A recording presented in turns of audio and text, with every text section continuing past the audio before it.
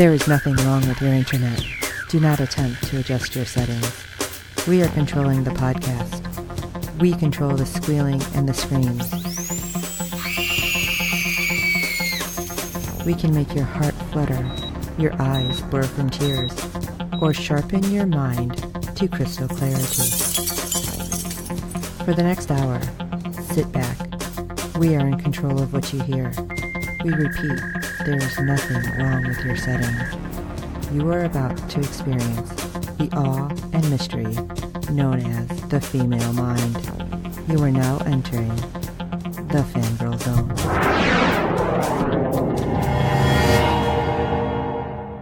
Hello everyone and welcome to SyFy Talk on the Fangirl Zone, a podcast where we discuss shows on the SyFy channel. I'm Sean Fangirl S. And I'm Steve, and tonight we'll be discussing episode 10 of season 3 of The Magicians. This was great.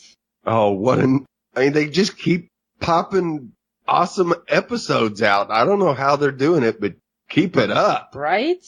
Alright, but hey, you got ratings news. Yes, I do. Episode 10 brought in a 0.28 in adults 18 to 49 with 0.702 million viewers, making it the 26th overall cable show for the day, which was up from last week's number. And we actually have some live plus 7-day numbers. Yay, it's back. It's back.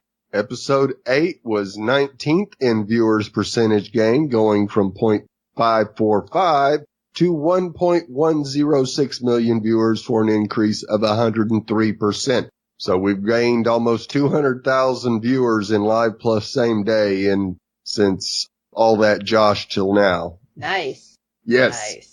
That means a whole lot more people are finally on board. Now, unfortunately, I know we have some sports happening again. Yes. And a lot of people are pretty invested. So hopefully these live plus 7 are going to be what really shows who's watching and listening. Right. Yeah. I have 1.106 million people listening. Hey, cool. Yeah, absolutely. Hi, everyone. Yeah, anyway. All right, let's jump into episode 10, shall we? The Art of the Deal. Quentin and Alice search the castle for an important object while Julia and Fen work with an enemy. Oh, SyFy. You're killing me with these descriptions. Yes. Although it was cool that we did get Julia and Fen. Yes. Working a lot together. Because I was starting to worry that Fen was going to really just be like, I don't care. Right. I'm done with everything with the bird kind of thing. Yeah. And Fen grew up quite a bit in this episode. Yeah, she did. And I think that's the biggest surprise so far that I've seen for the season. I mean, there's a lot of surprises happening, but the fact that Fen can change so quickly, she's so fluid. Right. Because she was just, 5 episodes ago, she was holding a log? Yeah. Yeah, basically she was on the verge of like a total meltdown. Right. And the fact that she's able to come back, it's like super surprising. Yes. So apparently the Florians are made of, sterner stuff than we thought. Yeah, apparently so. All right. So where shall we go first this episode? Let's start on Team Underworld. Oh my gosh. This was a whole thing where I had a lot of people still on Twitter are just scratching their heads like, this seems weird. So we have Penny, of course, shackled to a cart, shelving books, and he's got an attitude because he's like, I don't care. I'm just putting this wherever I feel like it goes. Right. He's just tossing them on the shelves. He's not filing them. And no, they're just going up. Right. And I love it because was it Howard that comes up to him right away? He's like, right. There's a system. And Penny's like, whatever. Yeah. But somehow Howard, I don't know. I don't understand this, how he thinks he has a connection with Penny. But he's like, hey, why don't you join my book club? I need a book club. I need somebody else. And Penny's like, no. Yeah, it's interesting that he kind of mentions that everybody's read your story and are big fans. Right. I don't understand that. It's like, right. So I can just go read anybody's story while I'm here? Is that what it is? Apparently so. Or do they have privileges? No, that's very possible. Yeah, Penny is just like, yeah, I don't think so because I'm shackled to a cart. Basically, yes. Get bent is what he was saying. Oh, but poor Penny. Because he seems to have a shadow. Yeah. He runs into Sylvia. Yeah. And of course, none too happy. His day's just going from bad to worse. Right. Because he is just irritated. Do you blame him? To no end, because she turned him in. And it didn't exactly help her, like I thought, when she explains this, too. Right. Because, she tells him, well, you know what? When magic went away, shit went bad for my family, basically. They all made it down here, but not the way they wanted, of course. But then she said they've also moved on without her. Because at first he's thinking, well, if your family's here, why are you so pissy? Right. Well, what'd you do that to me for? Right. Well, they moved on. It's like, what? So that's kind of crappy. And especially when she says, I think it was her dad, never had patience and wasn't going to wait for her. Right. That made me feel a little bad for her, but not that much. Right. And then then she goes on and tells Penny about, well, they had put a bounty on him, and by turning him in, it shaved 1,000,000 years off her contract with the library. Right. So it's like, okay, it's 1,000,000 years, but you're still stuck for a hell of a lot longer. Yeah. Which it's like, all right, that's still shitty. I don't know. But she keeps following him around. Right. Because then Penny happens to notice a door that says, secrets taken to the grave. Okay. That's not ominous now, is it? Right. I was honestly thinking that, like, Sylvia's dad was going to, walk out of there or something, because if he's supposed to be this kind of gangster guy. Right. That all of his secrets were there. And then how much are those secrets worth? Especially if you have travelers who can go back and forth. Right. We wonder. Yeah. And who's listening to these secrets? Yeah. Especially when you see somebody come out and just crying uncontrollably and kind of fall to the ground. It's like, okay, what's going on over there? Right. And of course, Penny turns to Sylvia like, what is this? Yeah. And of course, her snarky, oh, you're talking to me now? Yeah.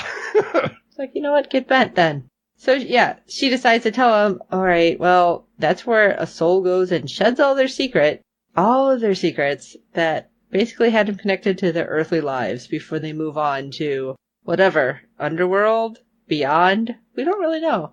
No. And then once they're unburdened, they get... Now, when she said a Metro card, I thought she meant she's telling him just something that he'd be able to relate to. Right. But we actually see it's a literal Metro card. Yeah.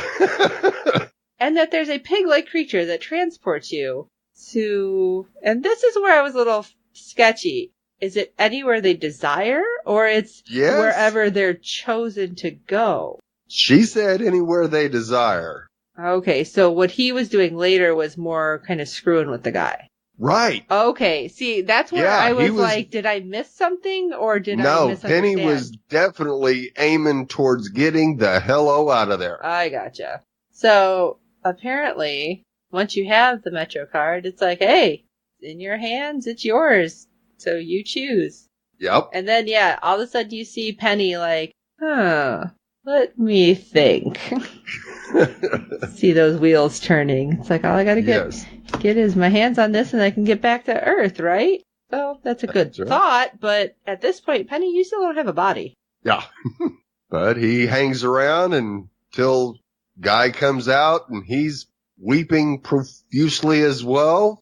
And Penny walks up to him and starts slick talking him to no end, mentioning that the man's Metro card will take him to hell, not the pleasant glow of heaven like he initially thought. And not even just the hot, fiery hell. There's a whole different level. It's like, what? Why are you messing with this poor man? Because when he's like, oh, did you talk to... I don't remember the name, so I'm just throwing a name out there. Dolores, you with the wonky eyes. Really hard to... It's like, what are you doing? I'm like, did he find something out? No, he was just making it up as he went. That's what I wasn't sure when I was watching, going, wait a second, did he finally open a book or something? And, really screwed with the poor man. And I felt bad because that poor guy, because he even said something about, oh no, it was just eyes. And he's like, oh, Penny, dude, that's rough. But guy drops the card. He's like, I don't want this. And Penny's like, okay, I guess I'll take it. Good for me. Until. Yeah. And this is what's got everybody kind of up in arms. Okay. So you have this really well-dressed gentleman who comes up. He's like, Penny, we need to talk. And we find out that this guy is the one, the only Hades, god of the underworld. Say what? Right. And I don't know about you, but it sounded like a con to me. Yeah. Because, first of all, we don't know who this guy is. He didn't exactly show, like, power. He's just like, keep it on the low. We don't want anybody to know who I am. Right. Okay, you can be anybody. You can be some crazy person that has a god complex, quite literally, at this point. Right. And he's just going on. He's like, oh, yeah, your story's great. And it depends if you want to stay. You can do so much here. It's like, or you can leave. I won't stop you. Because, I know you have that card. But I'm iffy with this. Right. Because, of course, he says he's read Penny's books and there's great things in store for you. Okay, well, we don't know that. Like I said, you can be anybody. Right.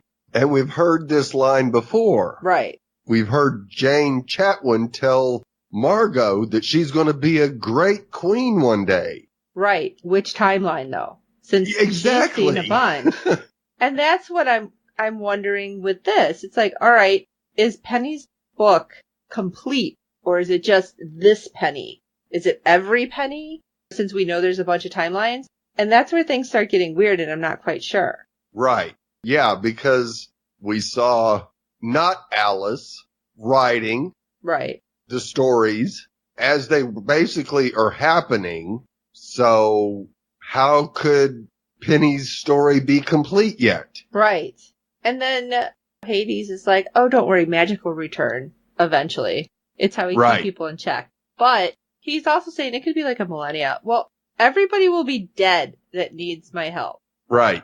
And at this point, I'm like, all right, I see Penny, like, thinking about it, but I don't understand why he's thinking about it. Right. Because then he actually, like, leaves the man we will call Hades for now. And he gives Sylvia the Metro card. And he's like, go be with your family. Okay, was this just another selfish act, or selfless act to help somebody? Or is he buying into it? And that's where I was not sure, because Penny even says something about being shackled to the card. And he's like, oh, we'll join the book club. Why? What difference does the book club make? Yeah. And so somehow Penny decides to do this. He goes into the break room, or wherever they are having the book club meeting, and he gets unchained. It's like, okay, so you're unshackled for now. And then everybody in there is super excited about Penny because they all read his book, and they offer him a cupcake. And I'm thinking it's something very much along the lines of the story with, I think it's Persephone, where the hero comes down to save her, but don't eat or drink. I could be wrong with which person I'm thinking. Right. And now he's eaten something there. So does this mean he's stuck there forever? Like I'm thinking, and I know I totally had that wrong. It's not Persephone. So if you guys know which myth I'm talking about, where the hero goes to the underworld to save, I think it was his wife, but if he ate or drank anything, he'd be stuck there. Right. And shoot us an email. That's what I was trying to say. It's SyFy Talk at fangirlzone.com. Duh. But he eats the cupcake, and then, did you notice, like, he looked really serene after? That's why I'm like, is he drugged? Suddenly he's trapped there? I don't know. Right. Yes. I definitely think that there was something in that cupcake. Okay. And this may be the way the library basically keeps everybody in line. Oh, kind of like get them to do something, and where you get a little bit of, like Hades says, you get a little bit of the carrot, but you might get a whole lot more of the whip. Yeah. Yeah, it didn't seem right to me. Right. And this has me worried as well. Okay. Very worried about Penny. Great. Yeah. All right. Well, that's kind of where we left it with Penny this episode. So why don't you take us over to Team Fillory? All right. We see Quentin, Alice, and Josh are aboard the Munjack, which is still sailing the blue skies. That's interesting that it hasn't, landed anywhere, right? But that has actually been brought up, too, on Twitter, saying, well, it had to go over the falls to take off. Maybe it can't just take off anywhere. And I'm like, Right. oh, okay. I didn't think about that. Yeah. It may have to have a fall of some sort to be able to start flying, and it might be that difficult for it to land as well. And a lot of people were like, well, then how did Q, Alice, and Josh get on? Well, they still have the key. Right. And there was still that doorway, so I don't see why that was a weird thing. A big deal, yeah. right. So. I think some people might have forgotten that. Okay.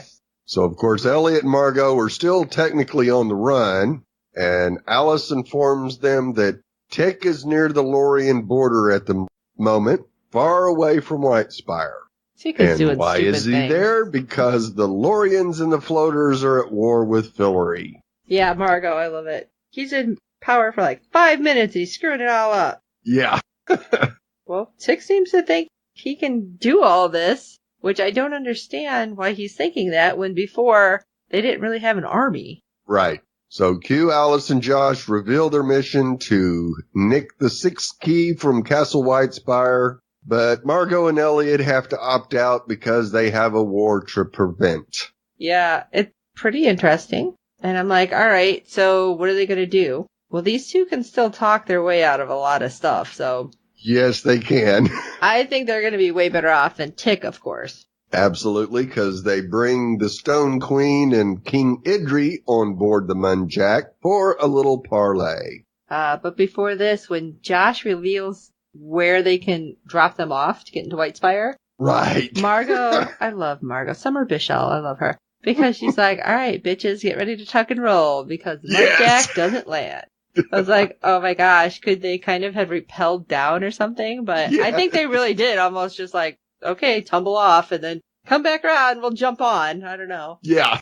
But then a lot of questions here then. How did Idri and the Stone Queen get on? Did they go get them through the door then? I'm guessing. I'm guessing, yeah. That's the question that I would have is how did the Stone Queen and Idri get on board? Right. Unless they're up in a tree and they jump. I don't know. That'd be weird. Yeah. Well, they are called floaters, so. Yeah, but the mountain's not floating. Yeah. Interesting, because everything that happens next. Go ahead. Yeah. Idri reveals that since Elliot is no longer king, their engagement is null and void. That's sad. And of course, the Stone Queen informs Margot that she's aware that the marriage to her son wasn't consummated. Oh yeah, that busted her out kind of quick. She's like, I rocked his world. She's like, you or the frog? And I'm like, oh. Yeah. She knows what you did. Yeah, busted, Margot. So, of course, they've got to figure out a plan real quick. As desperate as they are, they decide that they need to reveal their mission to bring magic back. Yeah, really, really quick needs to happen, too, because the Stone Queen's trying to, like, push off her son to Idri. And I'm like, what the heck? You're, like, selling your kid. Yeah. And it's creepy because she's like, his marble has now been polished. I'm like, whoa. Yeah. Oh, dude, this is weird. Yes. Interesting how this does happen because you have two very different negotiations happening. Oh, absolutely. Because Idri and Elliot are having some sexy times in the boudoir. Yeah. You got Margot like, listen, let me just tell you the truth. Like, I kind of thought it would have to be like the other way around for it to work. Right. Because, of course, Elliot uses the moment to state his intention of bringing magic back. And wouldn't it be grand if some of the Loriens could access their true magical potential? Yeah, because that's kind of stopped Idri like really quick. Like, wait, what? Yeah. Keep talking. Yes. But of course, war would certainly prevent that from occurring. So we would be more than willing to have some of our people teach your people how to become magicians. So that I think was a big thing for Idri. Like, yes, it was. Okay. We won't necessarily be banished to this rocky, crappy area. Right. And then where Margot basically says, if you aren't on my side when magic comes back, I will squeeze you like. Yeah. We're going to pop some pimples, so to speak. Yeah. And I'm going to start with your little creepy-ass son. Yeah. He won't have anything to polish when I'm done with him. God. He's so creepy. Yes. How do you make that age of a kid creepy with him being nice, though? I don't know. Yeah, they've done a wonderful job with this. Yeah, so apparently war's on hold then. But do you think somehow Tick's going to be like, see, I can do this? Can you? Right. Or are they going to pretty much tell you, no, it wasn't you? I hope they tell him that, actually. Oh, yeah, I think eventually it will come out, that's for sure. Especially when magic comes back. Mm-hmm. I think Tick's in for a world of hurt. Yeah, I think so too. Poor Tick. All right, let's talk Team Fairy now. So, weirdly enough, Julia visits, let's say, a worldly now Fen, shall we? She seems super into Earth technology. Yeah. And currently, it's all about emojis. Imagine that. I love it because Julia's like, listen, we need to free these fairies. I know they're different. We just need to try to do a couple things. We can help them out. Maybe get a fairy collar so we can study it. And Fen starts sending her weird little pictures, weird little emoji messages. And she's like, that's how I feel. It's like, what is this? She's like, basically, it's like, was it a gun, a middle finger? She's like, nope. Yeah. Not gonna happen. No. Poor Fen. I understand. I do. I'm not a heartless person. No. But Fen, in this moment, I mean, she understands the slavery thing because they took her child. They took somebody else's child and used it against her. Right. And so finally, Julia gets Fen to help. Really reluctantly. Right. I was surprised. Right. Like I said, I think she's had the most growth so far. But they go to meet with Irene at Breakbills and talk about this whole thing. Well, if we catch a fairy, how do you do this? I can see them. Give me all the details, basically. Right. Irene's like, listen, my uncle makes them. Get a fairy, we'll work on it. It's like, okay, but aren't they like wild? And somehow these are supposed to keep them docile. Sorry. It's like, but what does it do? And Irene's like, I don't have all that information. But listen, if you do that, if you can get a fairy, we can get you a necklace, and then we'll go from there. But, I need proof. So I need to know that you have a fairy here on Earth somewhere. Okay. All right. Sounds easy enough, right? Or not. Yeah, right. Especially when I thought Fen was going to blow it. Right. Because she kept trying to, say where the fairies are. Right. And we don't want Irene to know anything about Fillory. No, that they have access to Fillory. Otherwise, it'd be all-out invasion. Yeah. Yeah, I definitely think that would happen. And, okay, well, the only place we can get a fairy is in Fillory, so we're going to have to go talk to people. Some people that Fen really doesn't like. Yes. But before we get there, we get to meet Uncle Edwin. Yes. Yes. And where have we seen him before? All over the damn place. Yeah. Battlestar Galactica is what popped into my mind right away. And continue. No, 12 Monkeys. Yes. He's on every sci-fi show, I swear. It's awesome. Yes. Michael Hogan. Yes, he's great. And at least he's sober in this one. Last time I see him there, he was all he might not be any better, but at least he is sober. He's keeping him sober in this sci-fi episode. So, yes, interestingly, he explains, and I say that in air quotes, the workings of the invention. It's like, oh, you just pop on the collar, it's yours for life. And, oh yeah, they last a really long time because Dust, he's my fairy. He's been with us for 400 years, haven't you? Oldest known fairy on Earth. It's like, wow. Yeah. Interesting. So you're really keeping them long term. And Dust is just like, yes, I serve your family. I felt very much like I'm about to hear Dobby start talking. Right. And you wonder how any of them, especially this one, has managed to not be in a million pieces by now. Right. It's not like they're growing back their limbs unless they're not using their oldest ones. I guess. Maybe they've discovered that the older they get, the less powerful the dust is, shall we say. Oh, interesting. I would think it'd be opposite, but you never know. You would think so. But Julia and Fen end up meeting with Sky, and they're like, all right, you need to tell the fairies what's going on. She's like, they're not going to believe me. It's like, no, tell them. She's like, you don't understand. I wouldn't believe me. Right. And, I mean, it makes perfect sense because they haven't been able to use their magic ever. Right. So why would any of them believe? She's like, Sky's got a good point there. Yeah. And she's like, there's a lot going on tonight, too. So all the fairies are going to be here. It's like, okay. Yeah, because Irene's having a family dinner. Yeah, which, of course, red flagged me. Yeah. So Julia and Fen hightail it out over to, oh yes, Whitespire. So they can talk to the Fairy Queen. And, let me see, she doesn't believe them. Right. And she's like, no, I'm not going to do this crap for a lost tribe. Why should I believe you? And it was weird because Julia's like, listen, these are your people. You have to stand up for them. You got to help them. And she's just like, I don't think so. Right. And then Finn actually opens her mouth. Which was interesting because she said, Right. You get 3 sentences. Why should I believe you? Right. And when she started with, 'cause I hate you. Yeah. I'm like, oh man, she's going to lose her spleen Right. or whatever she threatened to pluck out of her.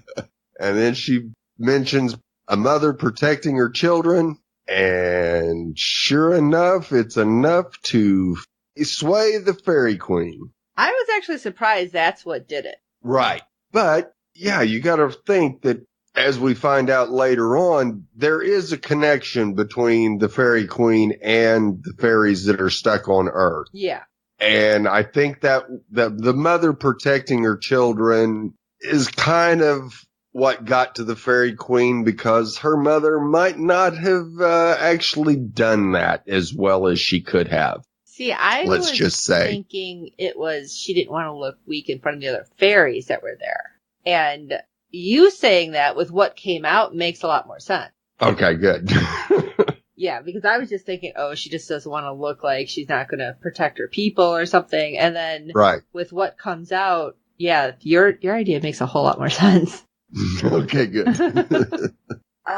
And when I didn't know what was going to happen, seriously, because Julia's like, all right, here, you have to put this collar on. I thought somehow they had fixed it where it wouldn't latch or something. Right. But apparently, if it just touches, it's like, oh, no, you're closing no matter what. Right. Yeah. It apparently it has a mechanism that senses fairy skin and just locks on. And it, like, tightened up, too. Right. And when Julia's like, no, there's a tool to get it off, right there, but, oh, crap. Yeah. I was thinking, I don't believe it, because Fairy Queen didn't trust humans. I didn't trust the McAllisters. Right. At all. And yeah, that simple tool to get it off. Nah. Yeah. I'm like, a saw for their head. That's what I was thinking. But even Julia had to perform magic to show the Fairy Queen that she actually still has magic. Because she's like, why should I trust a magician with no magic? She's like, well, Pop, look at what I can do. Yeah. And right away, she knows that she's God touched. Right. Which I don't understand how all of these know this. Well, that's the only way she could have magic. Because when the gods turn the magic off, they're the only ones that have magic except for the magical creatures. So when a human is able to do magic, that's the only way she could have done it is they've been God touched. Okay. And when they go to meet with the McAllisters, and everyone's like, oh wow, she's so docile. How did this happen? Usually they're a little bit more ornery than this. And Dust comes in. Now when Dust came in, I thought he would like blow the whole thing. Yeah, I thought he'd be able to like see who she was and that she was like a fairy queen. Now, do you think it's just because he's so far removed, he doesn't have a clue? It's possible. I mean, he's been on Earth 400 years, and it was her mother, not hers, so maybe it's possible that he didn't catch on that, yes, she was the queen. Okay. Well, he decides to take her away for now. And it's like, oh, your new home. Your new home is in this cage. Great. Yeah. Well, something doesn't seem real right either, and Julia's like, all right, my spidey sense is tingling here. Yeah. And Fen actually goes to explore, because she's surprisingly going to the workshop to look for the tool to take off the necklace. Right. I didn't think she would help in that regard. No, it was surprising that she decided to look around as well, because Julia basically opens a window into the dining room so she can hear what the McAllisters are planning. Yeah, because that's going over awesomely. Yeah. Yes, because the McAllisters, well, there's a phone call. Oh, that's going to take our whole supply, but we'll figure it out. Okay, this doesn't sound good. Somebody wants their fairy dust, and they're about to grind everybody up, is what I'm hearing. Right. As soon as possible. So talk about a massive drug operation. Right? They've got one, and it's been going on for 400 years. Which was interesting because they kind of slipped, was it Fen that said something about mushrooms? Right. And Irene kind of perked up, but she's like, what do you mean? And Julia played it off, but I think we talked before that if these fairies have kind of given birth or something, wouldn't she know that it was mushrooms, unless it depends on where they are as to how they reproduce. Right. And apparently this lost tribe wasn't very small to be able to keep the McAllisters in business for 400 years. Yeah, but it's making me wonder at this point, there was only, a dozen or so? Yeah, they were down to about a dozen. So maybe they've never procreated at all. Right, I don't think so. Well, I wouldn't want to either. No. Knowing that your child would grow up in that? No, not at all. Not happening. Interesting, though, when the Fairy Queen does finally get down to the cells, everybody's kind of cowering, and except Sky, who bows her head. And the Fairy Queen's like, never bow your head. It's like, uh-oh, she's going to go crazy right now. Yeah, you were kind of expecting her to. And she launches into this whole, actual pretty inspirational monologue about how they're really powerful, and we're all going to get out of here, and we're going to string up these slavers by their entrails. It's like, ooh, you had me till that point. Right. But I don't know if it's enough to get them where they need to be. Right. But suddenly, we have a whole different perspective happen, because we launch over to Fen, who's hiding under a table, with a cloth at least. Right. And we see Dust bring in another fairy and sits him in a chair. He's like, oh, don't worry, so only pinch for a minute to take off the collar. Oh, great. So this was messed up, because you're giving this fairy hope. Right. And the collar comes off along with the dude's head. Right. And I'm really surprised Fen didn't kind of yelp or anything. Oh, yeah. It was so close. But she held it in. Because she looked horrified. Big credit. Yeah. I would too. So apparently, we're going to dust these guys up now. Yeah. And I don't understand why Edwin left at this point. Was it just dinner? He's like, all right, go ahead. You take care of the rest of this. Right. Yeah. He needed to get up to the dinner. So Dust has been doing this to his own people for who knows how long. Right. Well, thankfully Edwin left, because then Fen comes out and she ends up taking Dust, by knife point. And it's like, all right, we're going to go talk to these other fairies. You can tell them what the hell you just did. Yeah. And as that's happening, Julia somehow makes it down there, because she sees Fen like, whoa, what's up? Crap, she's going to blow the whole thing. But that's not what's happening. She makes them, all know what's actually happening. And by she, I'm sorry, I mean Fen. I kind of jumped ahead. I'm getting excited and not talking in the straight line here. So now, Julia, Fen, all the fairies and the Fairy Queen are finding out from Dust exactly what happened. And the Fairy Queen even throws in some information that we weren't expecting. Right. So all of this is happening, that they were left here, and we find out that the Fairy Queen's mother had made a deal and thanked Dust for his sacrifice, but the only way to save her people from these certain humans... Right. Well, not even just humans. Mass extinction. It was the magicians, certain magicians. Yeah, it was to get them somewhere safe, but they had to leave some there. Right. And the whole thing with the collars it's a fairy deal. It's like, oh crap. Right. So it kind of made me wonder, too, if somehow, for a while, they were shipping some fairies back to the McAllisters, too. That is a possibility. But I think the McAllisters would have to have explained why they needed more. Okay. Yes, because they had to leave every other fairy alone, but apparently that message didn't get to Irene, did it? No. And, well, we have to keep this deal because without keeping our deals, we have nothing. Right. So that doesn't sound good to me. No. But, of course, a deal can be changed. Yeah. We've seen that happen. And it's like, no, you don't understand. We can't break the deal. And then Edward bursts in, and then we have all sorts of mayhem happening. Yeah. And he knocked Julia and Fen, like, completely knocked him out because they flew across the room. Right. Into a wall. Yeah. And the Fairy Queen at this point is like, all right, you know what? He is just slicing and dicing our people. We need to do something. And I was surprised because with her collar, I thought she was basically, I don't know, not going to be able to do anything. And I'm like, how is she going to help her people? Yeah. How is she going to be able to do magic? Because we've seen that when Sky tried to do magic, it started to kill her. But she cut her hand, put a symbol on the wall, and then, like, slammed her hand into it. And you see all the collars fall. I'm like, okay, did she break the deal? And now left Julia and Fen? It's like, screw you, we're gone. Because that's what I thought happened. Because you see all the collars hit the ground. Right. And the fairies are gone. Except, and there was questions if it was actually, like, Julia able to see the fairies, or if it was supposed to be, like, point of view so that we can see what was happening. Right. Because next thing we know, Edwin's being, like, beaten and, like, shivved.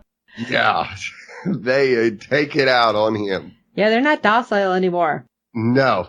Next thing we know, well, all the fairies make their way to the dining room where nobody can see them. Right.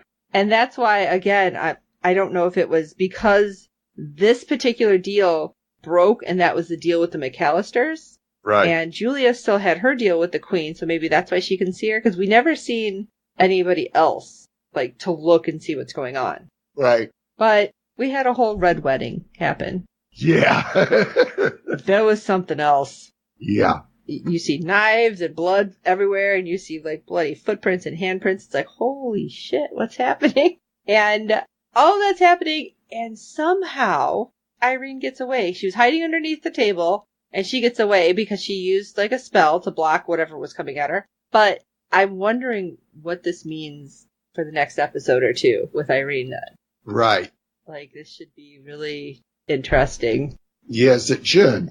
But we have finally, back at Breakbills, the Fairy Queen talking to Julia. And honestly seeming nice, which makes me worried. Right. And she's like, thank you for helping me release the fairies, and I know what you're doing. I know that you were looking for the magic key to turn magic back on, but I can't give you the last one. It's in the fairy realm, but it's what sustains us. But your ass is trying to come to the regular fillery realm, so I don't feel bad for you at this point. Because you have been a total craphead. Right. But she's saying how Julia was actually doing this out of the kindness of her heart and didn't have I can't say that word. Ulterior motives. Yeah. Which I think speaks volumes to the Fairy Queen. Right. Which makes me wonder if somehow something's going to work out. I don't know. But yeah, I still think Julia will be able to broker a deal one way or the other. Mm-hmm. But she does say, I won't tell anybody that you broke a deal. Right. Which is like, she's holding something over her. Kind of. It's possible. I mean, I don't think that's what Julia is intending. Right. Yes. The old Julia probably would use that as a trump card to get what she wants. Right.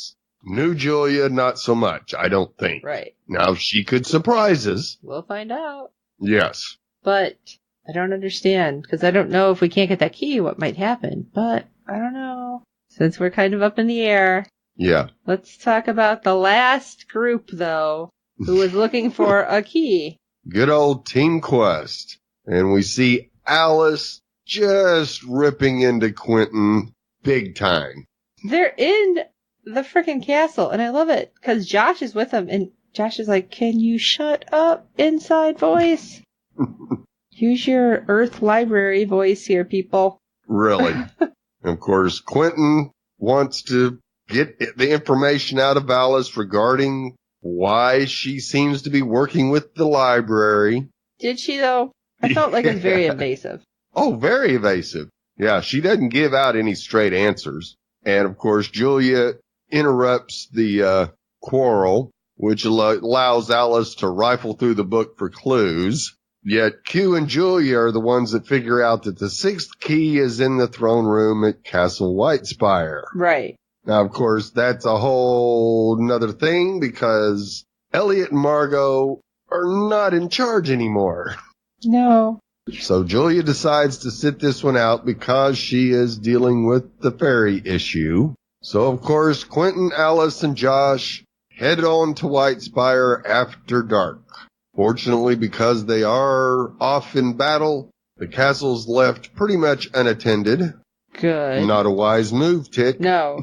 So, of course, Alice divulges that they must reflect the moonlight from the current twin moons in the sky on 3 keystones in order to reveal the location of the 6th key. So, of course, they're all gathering up stuff that they can use to reflect the light and get it all set up. And once again, Q asks Alice if she's working with the library, and Alice admits that yes, she is in cahoots with them. About time. Yeah. But again, the way she says it, it's like... Right. And, oh, they only want to help. The Order wants magic back just as bad as magicians do. Yeah. Of course, Q is incredulous, especially given what happened to Harriet and Victoria, which Josh was unaware of. And so, of course, Q and Alice have to bear the bad news about Josh's ex-lover, Victoria. Oh, yeah, because Josh was in that pocket realm. He didn't know what happened. Right. Way to catch him up, guys, before it's just a big gut punch for him. Yes. Well, of course, after hearing this, fortunately, Josh remembered where he hid things while he was acting king and finds his stash and lights up. Yeah.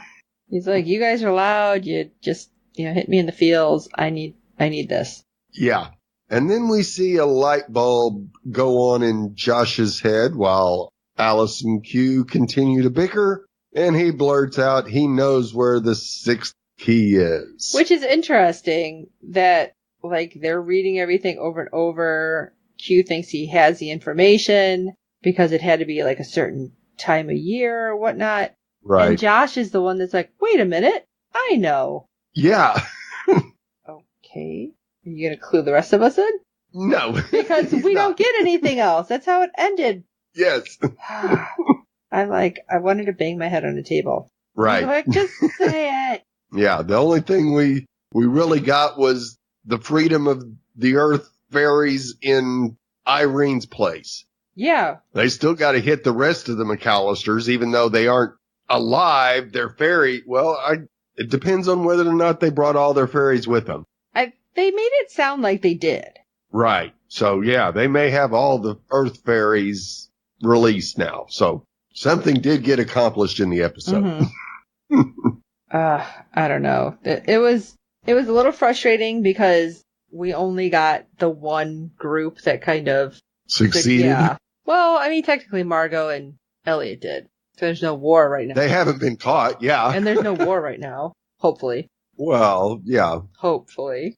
Right. Now, I guess that depends on whether or not they told them that they've got to cease and desist now, or when we get magic back, then it stops. Oh, okay. Well, they may want to keep Tick busy out in the borders of Fillory so they can make their reclaim of Whitespire. Ooh, interesting. Just don't know. I didn't think about that. Yeah, keep Tick out there, away from everything. Yeah. Huh. Interesting. Well, what do you guys think about that? Steve's come up with some pretty good ones this episode, so why don't you shoot us an email at sci-fi talk@fangirlzone.com. Let us know what you think. You think anything's a little different? How would you play it out? Where do you think the key is? Do you know? Because I don't have a clue. Josh didn't. It's in the bathtub. Right. Probably. Yeah. Anyway. So let us know what you guys think. And don't forget, of course, to tweet along with us at FGZPod. I'm having a horrible time with this. Or just go over to fangirlzone.com and check it out on our contact links, because it makes it so much easier, because me and my tongue-tiedness, I'm not even drinking. This is like just me not being able to remember anything. But while you're at it, and all my insanity is hopefully not rubbing off on you, why don't you go to iTunes and rate and review us too? And any other podcatcher you're finding us on, because you're finding us everywhere. Yay us. But yay you, because you're listening to us, and that makes me happy that you're actually listening. Yes. And of course, good ratings and reviews help other fans of the show find us. And tell your friends, I finally got Jessica into it. Yay! Maybe, yes, all maybe right. by next season, not even next episode, because she's just starting. Yeah. Next season, we might have her guest. But also, if you want to guest with us, the season finale is coming up. If you want to come That's on right. and talk with us, we would love to talk to you. Send us an email. And if you do send us an email, I will send you something out of our prize bin, because I have all sorts of stuff to send out. So, that all being said, for this episode of Sci-Fi Talk, I am Sean Fangirl S. And I'm Steve. I was stoked to go on this quest and hang with you guys, but my ex is dead and you two are setting my ball hairs on end. And until next time.